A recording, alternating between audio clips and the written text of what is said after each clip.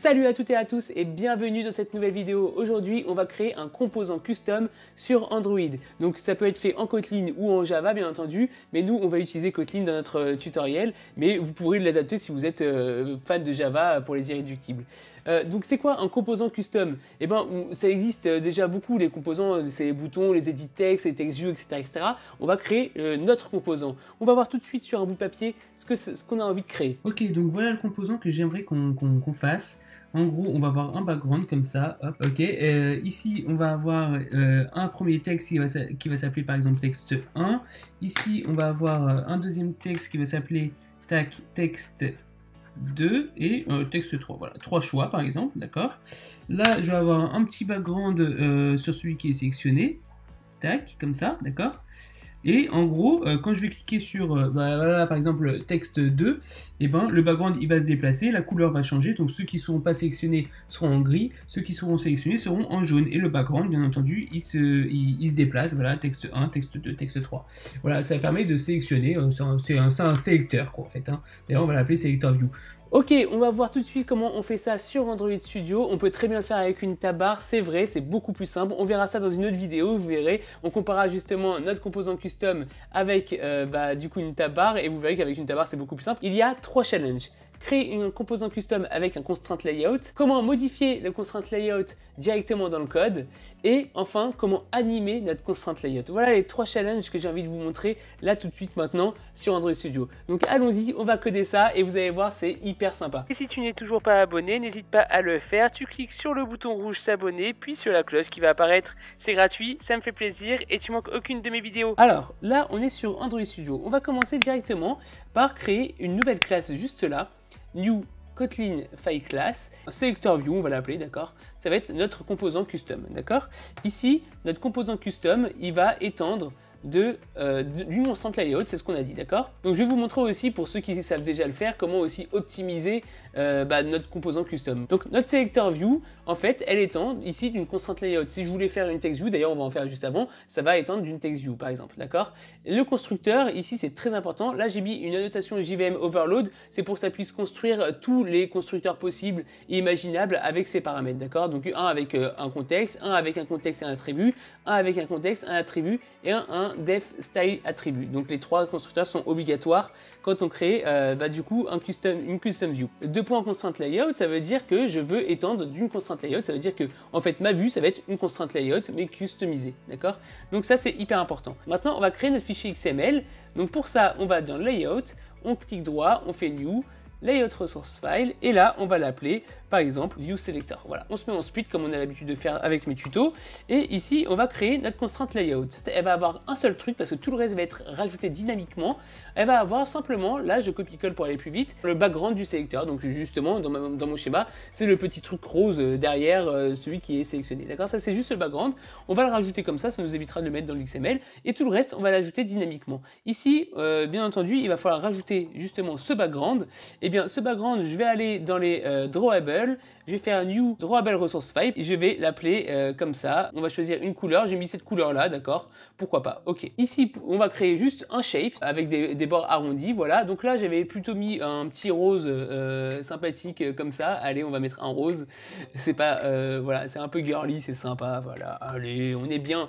Voilà, j'ai mis un petit rose, je vais juste renommer du coup ma drawable. Juste là, tac, on va l'appeler drawable refactor rename. J'aime bien mettre le code couleur directement, ça me permet de le retrouver facilement. D'accord, donc ça va être notre drawable. Si on regarde ici, voilà, ça ressemble à ça. Ici, avant de terminer, donc là on a vraiment tout ce qu'il nous faut, mais là je vais vous montrer comment optimiser notre constraint layout. Juste là, il faut utiliser pas une constraint layout, mais un merge. Le merge, ça va permettre de faire quoi? Ça va permettre de créer juste une seule contrainte. Si j'avais laissé constraint layout, il m'aurait mis une constrainte layout et à l'intérieur une autre contrainte. Là, je mets merge, ça veut dire vraiment fusionne tout ce qui est là-dedans avec ma constrainte layout que je suis en train de définir dans mon code, d'accord. Et à l'intérieur, je vais juste lui mettre un tool juste là, parent tag, qui est une constrainte layout. C'est juste pour nous aider justement à voir la constrainte layout juste là, vous voyez. Tac, on peut voir la constrainte layout. Si j'avais pas mis ça, on ne saurait pas que ça, c'est une constrainte layout au-dessus. Très bien, donc là maintenant, ça marche nickel, on passe directement au code. Tout va être modifié maintenant dans le code, d'accord, dynamiquement dans le code. Ici, tout d'abord, je vais injecter le fichier XML qu'on vient juste de créer. Pour ça, je fais simplement un layout inflateur, d'accord, from context. Le contexte, on l'a puisqu'on est dans une vue et toutes les vues ont un contexte et j'injecte mon view selector. Ici, je mets directement true pour qu'il soit automatiquement injecté et je peux directement l'utiliser par la suite. Maintenant, on va lui filer directement un background. Vous vous rappelez, c'est le petit background gris qui est tout autour. Et ben, on va créer un petit background. Allez, c'est parti. De la même manière qu'on a fait notre background pour le sélecteur, on va créer exactement la même chose. Voilà, hop. Et je vais juste changer la couleur, voilà. Parce que du coup, on va faire un background, regardez comment je l'ai appelé, Gray F7, F7, F7, donc c'est le code couleur, Radius 10, donc ici, juste je mets F7, F7, F7 et Radius 10, je l'avais déjà, donc voilà, ok. Mon composant, il a un background et il a aussi un petit background pour celui qui est sélectionné, pour le texte qui est sélectionné. Maintenant, vous avez bien compris, il faut rajouter le texte qui est sélectionné. Pour ça, on va créer une text view custom, justement, comme ça, on va jusqu'au bout, on va vraiment voir comment créer tout ça. Donc, new, Kotlin File Class, et là, on va l'appeler Selector Text View. Donc là, on va créer vraiment une text view custom. On va même pas créer d'XML, hein, on va directement créer notre text view custom. Donc là, j'ai juste une faute, je la corrige, refactor rename. Donc comme je l'ai dit, mon selector text view, c'est une text view. Donc du coup, on fait exactement la même chose que pour tout à l'heure, sauf que là, j'étends de app compat TextView, voilà, puisque c'est une TextView. Ok, maintenant je vais créer un init, je vais faire très vite et je vais vous montrer ce qu'on fait exactement dedans. J'ai créé, voilà, plein de paramètres. On a un ellipse size end, donc ça veut dire tout simplement que si ça rentre pas, ça va mettre 3 petits points, ça va couper ma chaîne de caractères et ça va mettre 3 petits points. Ensuite de ça, j'ai mis un gravity center horizontal pour que ça soit centré à l'intérieur de ma TextView. Donc ça, c'est pas très important. Ici, j'ai mis une taille par défaut qui est de 13F. Et là, j'ai mis maxline 1, ça va en fait tout simplement avec l'ellipse size, c'est pour que ça soit sur une seule ligne. Ensuite, je lui file une petite couleur, la couleur par défaut. On va la créer juste après. Et là, je lui mets un petit padding pour pas que ça soit complètement collé, d'accord, en haut et en bas. Et j'ai dit aussi que is all caps, ça permet de mettre en majuscule. Donc là, ma TextView, elle est vraiment custom. Je vais juste créer cette petite couleur. On va aller dans le fichier colors.xml. On va créer une petite couleur gris. C'est bon, là, j'ai ma couleur gris qui est créée. On va en profiter aussi pour créer une couleur yellow. C'est celui qui sera sélectionné, il sera en yellow. Yellow underscore FEFC04. Hop, c'est un petit jaune qui est là. Très bien, on va continuer maintenant notre selector view et on va rajouter justement des selector text view, notre composant qu'on vient juste de créer. On va tout d'abord créer ici un petit tableau, d'accord, une array list de text view. Ça va permettre de garder toutes les text view, du coup comme ça je peux facilement les modifier. Maintenant ici on va créer une méthode qui va s'appeler private fun add text view. Donc là je demande juste des identifiants de strings qui sont dans notre fichier string.xml, d'accord? Donc une liste. Donc maintenant ce qu'on va faire, c'est qu'on va cleaner mon array list de TextView, juste là, clear, d'accord? Comme ça, si quelqu'un appelle cette méthode-là 2 fois, et ben, j'aurai aucun souci, d'accord, j'aurai pas de surprise.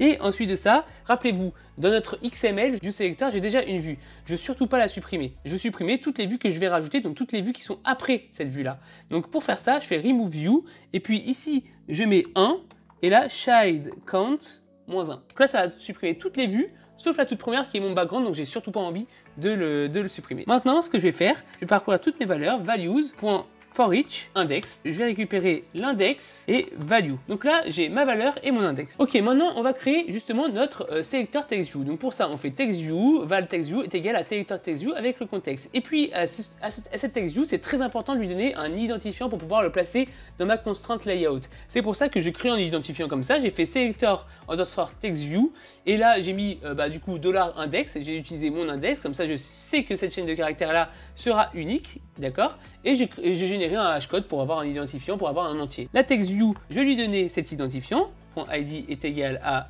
id. Je vais rajouter un TextView layout param, d'accord. Je vais lui modifier ces layout param pour pouvoir lui dire que layout params, eh bien, on va lui mettre 0 en width, wrap content en height. La width, elle va être calculée directement par ma constrainte layout avec ses justement paramètres. Et puis la height, eh ben, elle va prendre le contenu de ma TextView, donc c'est-à-dire le padding plus mon texte. Je vais renseigner le texte qui est à l'intérieur. Et bien pour ça, c'est très simple. Je fais TextView.setText avec la valeur qui est juste là. Donc j'ai une array list de valeurs, donc avec la valeur. Maintenant, j'ai ma TextView qui est prête. Qu'est-ce qu'il faut que je fasse? Je vais directement mettre mon click listener. Lorsque je vais cliquer, qu'est-ce que je vais vouloir faire? En commentaire, update le background. Ok, on va le faire juste après. Ensuite de ça, je vais peut-être notifier celui qui utilise mon sélecteur view. Ici, j'ai peut-être envie de garder en mémoire la valeur sélectionnée. Tiens d'ailleurs, la valeur sélectionnée, on a qu'à le mettre ici.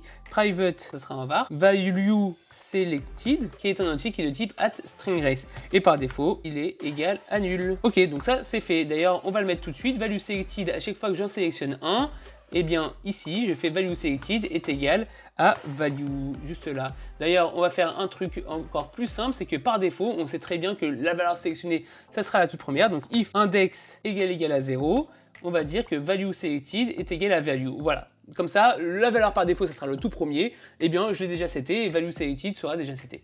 Ok, maintenant, ici, il nous reste deux choses à faire juste là. Mais avant tout ça, j'aimerais bien tout simplement l'ajouter à ma vue. Donc pour ça, je fais textViews.add, ça permet de l'ajouter dans ma liste de TextView qui est juste là. Et puis, pour l'ajouter dans ma vue, je fais un addView. addView, c'est la méthode de constraint layout. Et ben, j'ajoute la TextView à ma constraint layout, c'est-à-dire, en fait, tout simplement, j'ajoute ma vue juste en dessous, juste là. Grâce à ça, je vais pouvoir appeler cette méthode-là, lui filer une liste de valeurs et il va me rajouter plein de TextView à l'intérieur. Super, c'est génial, c'est ce qu'on voulait. Ok, très bien. Maintenant, avant de changer tout ce qui est juste là, d'accord, j'ai encore un petit problème avec mes TextView, c'est que je suis dans une constraint layout. Là, le seul truc que j'ai fait, c'est que je les ai rajoutés dans ma constraint layout. Le problème, c'est qu'ils vont être tous superposés parce que je leur ai pas donné de contrainte, je leur ai pas dit que lui va à côté de lui, etc., etc. Donc là, on va créer une méthode, justement. Je vais vous montrer comment faire ça dynamiquement, directement dans le code. Donc, je vais rajouter une méthode qui va s'appeler refresh textView constraint set, qui va reprendre aussi la liste de valeurs. Tout d'abord, il va nous falloir une constraint set. Une constraint set, ça va permettre de modifier les valeurs de ma constrainte layout. Je dois faire clone, d'accord, et je mets this pour dire que je veux modifier les valeurs de cette constrainte layout de mon sélecteur view. Je vais déclarer un pourcentage % qui va être égal à 1f divisé par values.size. Je vais donner un poids à mes TextView et je vais leur donner exactement le même poids pour que chacun soit l'un à côté de l'autre et prenne la même taille. Je veux que mes TextView prennent toute la largeur de ma vue et qu'ils aient la même taille. Donc pour ça, je crée un pourcentage. J'ai besoin aussi d'un val previous id qui va être un entier égal à nul. En fait, comme je l'ai dit, je veux qu'ils soient tous l'un à côté de l'autre. Donc pour placer une TextView, j'ai besoin de connaître le précédent pour lui dire tu te mets juste à côté de celui-ci, d'accord? Donc c'est pour ça que j'ai besoin d'avoir le previous id. Sauf que pour le premier, bien entendu, il n'y aura pas de previous id, il sera collé au bord de ma vue. Donc maintenant, je vais boucler sur mes TextView. Donc je fais textviews.forEach. Là, j'ai mes TextView. Eh bien, qu'est-ce que je vais mettre? Je vais d'abord renommer ça en TextView, ça sera beaucoup plus simple. Et ici, je vais commencer par modifier mes constraints set. La constraint set, qu'est-ce que je lui dis? Je lui dis que son pourcentage, comme je l'ai dit tout à l'heure, je récupère l'identifiant de ma TextView, juste là. Je lui dis pour cette TextView là, textview.id, tu lui donnes ce pourcentage, constraint %width, donc ce pourcentage pour la largeur, d'accord? Et bien voilà, là je viens de donner un pourcentage à toutes mes TextView, puisque je vais boucler sur toutes mes TextView. Donc toutes mes TextView vont avoir le même pourcentage. Comment il faut lire la méthode connect juste là? Je lui dis que le top, on prend le deuxième paramètre, le top de cette TextView là, donc je passe l'identifiant de ma TextView, le top de ma TextView est attaché au top de ma parent ID. C'est comme ça qu'il faut lire. Deuxième, premier, quatrième, deuxième. D'accord? C'est un peu tordu, mais c'est plus simple de lire comme ça. Donc le top de ma TextView est attaché au top de mon parent. Ok, donc je veux que les deux tops soient collés, d'accord? Maintenant, on va attacher le début de ma TextView. Ici, si je suis du coup le tout premier, si ma previous ID est égale à nul, d'accord, donc la toute première TextView en fait au final, eh bien qu'est-ce que je lui dis? Je lui dis que le start de ma TextView est attaché au start de mon parent. Ok, ça jusque là ça va. Sinon, si ma previous ID n'est pas égale à nul, donc pour que vous compreniez bien, là je mets bien previous ID est égal à textview.id, hein, bien sûr. Comme ça, pour la prochaine, je saurai c'est lequel juste avant. Hop, var. Ici, qu'est-ce que je vais mettre du coup? Je vais dire que le début de ma TextView, ça change pas, d'accord, est égal à la fin de ma TextView précédente, d'accord, de mon identifiant précédent. Comme ça, je vais les mettre l'un à côté de l'autre. Donc j'ai ma TextView, ma toute première TextView, la fin, elle est là, et ben le début de celle-ci sera collé à la fin de celle-ci. Ok, il manque juste une petite accolade là pour fermer ma classe. Ça a l'air d'être bon. Previous ID peut être nul, c'est moi-même qui lui ai dit. Donc je vais lui dire let et je vais mettre tout ça à l'intérieur. Comme ça, mon previous ID, hop, il n'aura aucun souci. Il sera différent nul à l'intérieur de ces deux accolades. J'ai terminé mon constraint set, donc il faut que je l'applique. Pour ça, je vais arriver à la fin de du coup ma boucle for each. Je vais lui dire constraint set.apply to this. Là, ça va appliquer toutes les contraintes que je viens de rajouter dans mon constraint set. Sauf qu'il manque juste un tout dernier truc, c'est mon background, rappelez-vous. Mon background, il faut que je lui donne la bonne taille. Pour lui donner la bonne taille, tout simplement, je vais lui faire ça, constraint set, je lui dis que le pourcentage de mon background, c'est le %, tout comme mes text view au final, d'accord? Donc là, maintenant, ma méthode est terminée. J'ai modifié dynamiquement les contraintes de ma contrainte layout pour les éléments qui sont à l'intérieur. Elle était difficile cette phrase. Allez, maintenant je vais utiliser ces deux méthodes. Ici, je vais juste faire un fun init qui va récupérer en fait ma liste de values. Et puis à l'intérieur, justement, je vais appeler les deux méthodes qu'on vient juste de créer, addTextView et refreshTextView. Bien sûr dans cet ordre-là, puisque là on crée les textView et puis là on rafraîchit justement du coup mes contraintes. Cette méthode-là, il va falloir l'appeler ultérieurement. Maintenant, ce qu'on va faire, rappelez-vous, ici il nous manque deux méthodes, updateBackground et notify. Très bien. Donc on va commencer par l'updateBackground. C'est le plus intéressant. Pour updater le background, on va créer une petite méthode juste au-dessus ici, d'accord? Comme ça, on sera tranquille. Et on va l'appeler updateSelectorBackground. Ce qu'on a envie de faire, c'est modifier le background, donc le déplacer en fait, du texte 1 par exemple au texte 2 ou bien là où j'ai cliqué. De préférence en l'animant, bien entendu, sinon ça sera pas très joli. Pour ça, c'est pas sorcier, il faut d'abord récupérer un constraint set, tout comme tout à l'heure, constraint set.clone, d'accord? Donc on va modifier le constraint set, et bien entendu, quand on modifie un constraint set, à la fin, qu'est-ce qu'on fait? On l'apply, juste là, apply to this. Ok, donc là c'est bon. Maintenant, on va modifier le start du background. Donc le start du background sera au start de la TextView sélectionnée. Pour ça, il suffit juste de faire ça, voilà. Donc le start de mon background, c'est le start de l'identifiant sélectionné, donc le TextView sélectionné. Là, on a terminé. Le seul truc, c'est qu'on a envie de l'animer. Pour l'animer, vous allez voir, c'est en une seule ligne. Là, si je fais pas ça, le background, il va se disparaître et réapparaître au bon endroit, d'accord? Moi, ce que je veux, c'est que il est là, il disparaît pas, il glisse et il va au bon endroit. En fait, ça se fait en une seule ligne. Il faut que je fasse un transition manager, begin transition, et puis là je mets this. Et puis là je peux mettre un listener si on en a envie, mais c'est pas obligatoire. Sauf que nous, vous voyez, là c'est pas obligatoire. Sauf que nous, on a envie d'en mettre un. Pourquoi on a envie d'en mettre un? C'est qu'une fois qu'il a terminé de glisser, j'ai envie de changer la couleur de mes textes. Bah oui, parce que rappelez-vous, celui qui est sélectionné, il est jaune et les autres sont gris. Donc ce qu'on va faire, c'est qu'on va créer justement ce qu'on appelle une transition. Et pour créer la transition, je vous donne directement le code, c'est celui-ci. Eh bien, on va créer l'objet transition qui est un change bound, d'accord? Et à cet objet transition, on va lui appliquer justement un listener, add listener, transition listener. À l'intérieur, vous voyez, j'ai quoi? J'ai transition start, donc quand je démarre, quand je termine, transition end, quand je cancel, pause ou résume. Ok, nous, ce qui va nous intéresser, c'est le onTransition end. Avec ce onTransition end, je vais faire justement une méthode qui est updateTextColor. Eh bien, allons-y. Donc là, c'est terminé.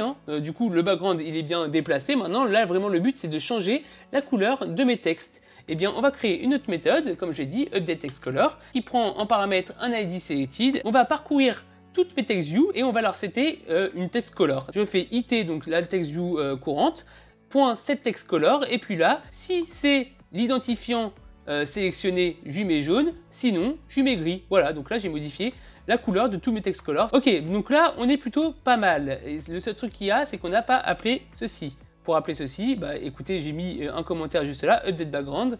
Donc allons-y, update background, j'appelle update background et je lui file l'ID. Ok, maintenant on a une petite méthode qui est juste là, qui s'appelle notify. Bah oui, parce que en fait, quand quelqu'un qui utilise selector view, il a envie d'être notifié quand du coup on change de valeur. On va juste rajouter un petit listener en haut. Celui qui veut écouter, du coup il aura juste à écouter ce listener, à surcharger ce listener. OnValueChange qui prend en paramètre un entier et qui renvoie rien, d'accord? Maintenant on va l'utiliser. Si la personne a décidé d'écouter, qu'est-ce qu'on va lui dire? Hop, juste à cet endroit-là, OnValueChange, point d'intégration, point invoke. J'ai envie de lui mettre ma value, comme ça je serai directement notifié avec la valeur qui a été sélectionnée, donc l'identifiant du string qui a été sélectionné.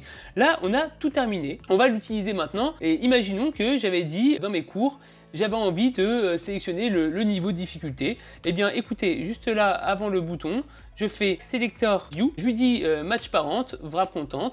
Hop, on va lui mettre juste une marge à droite et à gauche, histoire que ça soit un petit peu plus classe.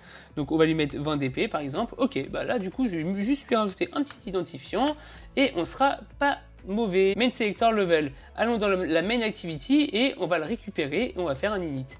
Main selector level, point init, d'accord, et là il s'attend à une array list of, et bien là il faut que je lui file des strings. Pour ça, il faut que j'aille dans string.xml, je vais rajouter 3 strings. Ça sera mes niveaux. Je les ai les 3. Maintenant, je vais les utiliser dans Main Activity. Je les mets juste là.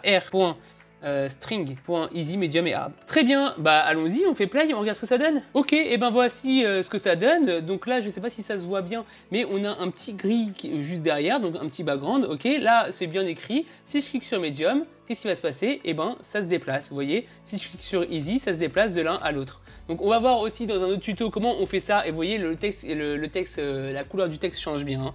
Et on va voir ça aussi dans une autre vidéo, comment faire avec une tab bar. Mais là du coup notre petit composant fonctionne très bien avec une petite animation en plus de ça, donc c'est assez fun et assez joli à voir. Voilà, donc j'espère que cette vidéo vous a plu, je suis allé un peu vite, je suis désolé, j'espère que tout est réellement clair. Merci d'avoir regardé jusqu'au bout, si ça vous a plu, n'hésitez pas à mettre un pouce bleu, abonnez-vous à la chaîne et activez la cloche, il y a encore plein d'autres vidéos, moi ça me fait plaisir, vous manquez rien, donc n'hésitez pas à le faire. Allez, je vous dis à très vite, ciao ciao.